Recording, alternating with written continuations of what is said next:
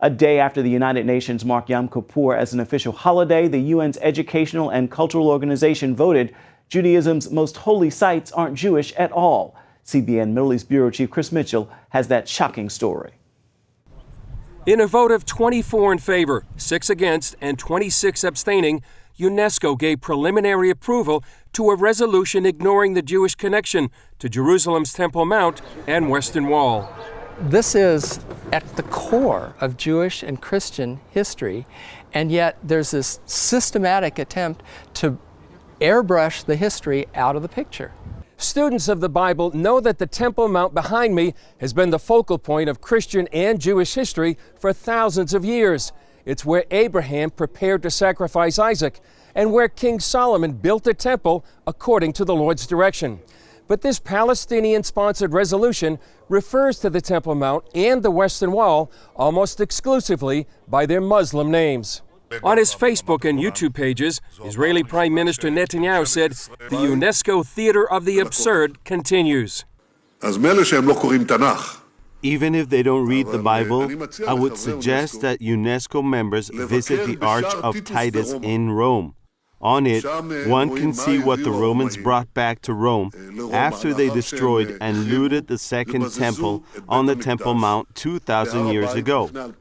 There, engraved on the Arch of Titus, is the 7-branch menorah, which is the symbol of the Jewish people, and, I remind you, is also the symbol of the Jewish state today. Soon, UNESCO will say that the Emperor Titus engaged in Zionist propaganda. Netanyahu said this decision would be like saying China wasn't connected to the Great Wall or Egypt to the pyramids. CBN senior editor John Waggy said the Temple Mount is really ground zero for the Jewish and Christian faiths.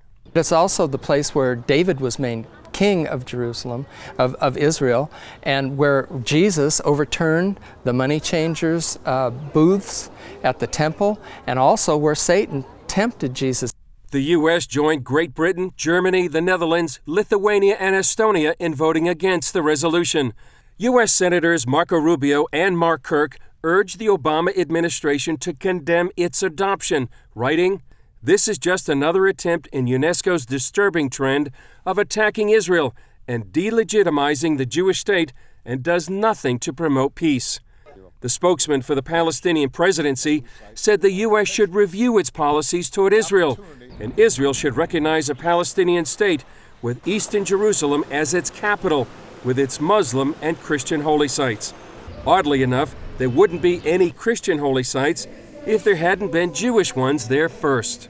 This is just one component of a larger Palestinian effort within the UN to delegitimize, to rewrite history so that this becomes a justification for a Palestinian state, a Muslim presence on the Temple Mount, a capital in East Jerusalem, all these things. So they're working on those simultaneously. A final vote on the resolution is scheduled for next week.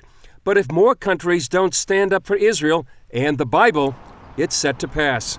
Chris Mitchell, CBN News, Jerusalem.